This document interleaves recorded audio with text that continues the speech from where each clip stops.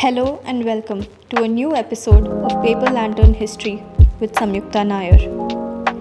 In the second episode of our Sick Beauty series, we are going to discuss the problematic romanticization of consumption, also known as tuberculosis, in 18th and 19th century England. Pulmonary tuberculosis, a disease which primarily attacks the lungs, was known in 18th and 19th century England as consumption because it caused individuals to lose a great deal of weight and seemed to consume them from the inside out. It was also called a wasting disease, as the sufferer appeared to waste away before the eyes. Common symptoms included a persistent cough, weight loss, a pallor to the skin, flushed cheeks, and bright eyes, the last three of which were actually signs of a constant low fever. However, these symptoms seem to fit right in with the beauty standards of the time. Pale skin, flushed cheeks, and bright eyes were highly prized, and those who did not suffer from tuberculosis tried to emulate the consumptive look with makeup. Powder for pale skin, rouge for flushed cheeks, and drops of belladonna to make the eyes brighter. Belladonna, also known as deadly nightshade, is highly toxic to human beings and can even cause death.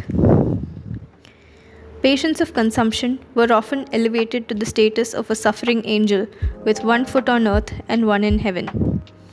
Consumption was said to make them docile and sweet-tempered, giving them an air of patient suffering. Several characters in novels, usually beautiful women, were depicted as dying of consumption.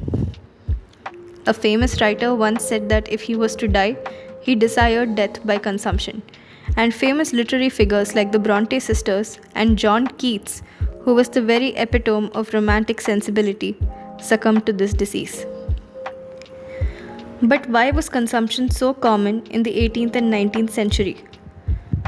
There are two possible explanations.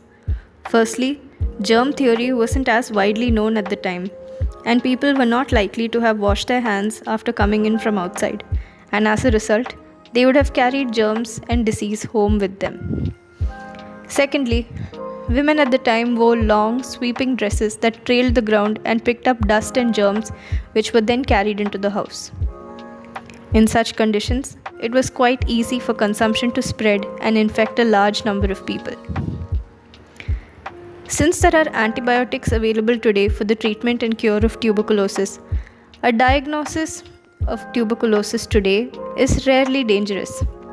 However, a diagnosis of consumption in the 18th and 19th centuries with so little understanding of the disease was almost certainly a death sentence. With no real knowledge of what caused the disease and how it spread, it was widely believed to be either hereditary or caused by miasmas or bad airs. The White Plague, as it was also known, was killing about 1 in every 7 people in the 1800s, and to make matters worse, several people actively courted the disease. History is full of examples of people idolizing symptoms of ill health as standards of beauty. Even with the advanced medical and physiological knowledge of the late 20th and early 21st centuries, this practice has continued in the form of the heroin chic trend, which glorifies unhealthily skinny figures achieved by near starvation. But that's a video for another day. Please like and subscribe if you would like to watch more such interesting videos